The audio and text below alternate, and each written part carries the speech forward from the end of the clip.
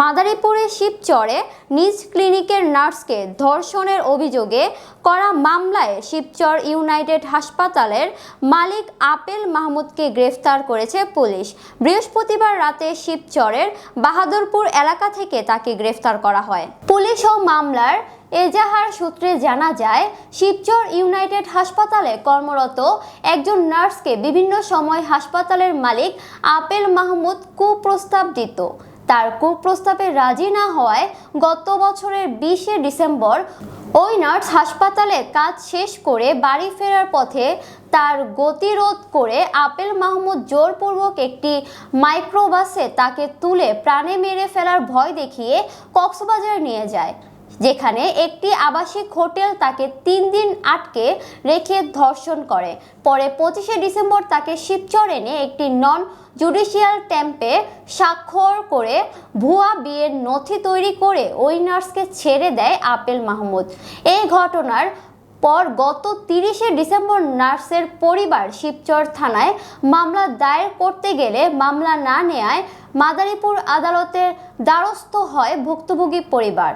আদালতের নির্দেশে চলতি বছরের 7 জানুয়ারি শিবচর থানায় আপেল মাহমুদের বিরুদ্ধে একটি ধর্ষণ মামলা দায়ের করা হয়। এই ঘটনার পর আপেল মাহমুদ পলাতক ছিল।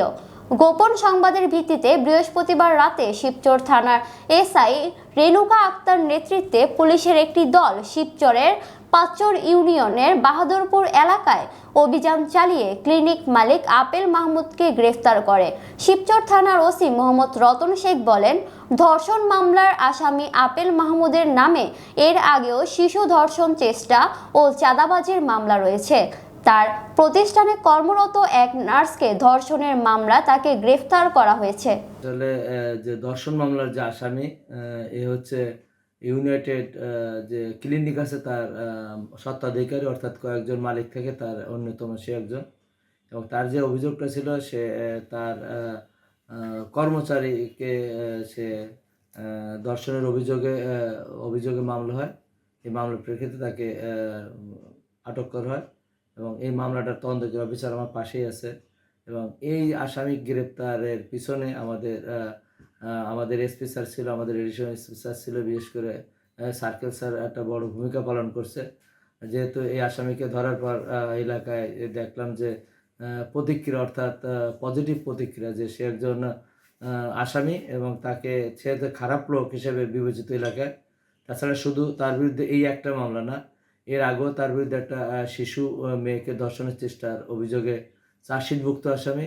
তাছাড়া সে বাস থেকে যে গাড়ি থেকে যে চাঁদাবাজি করে, সে চাঁদাবাজিরও সে সিএসভুক্ত আসামি।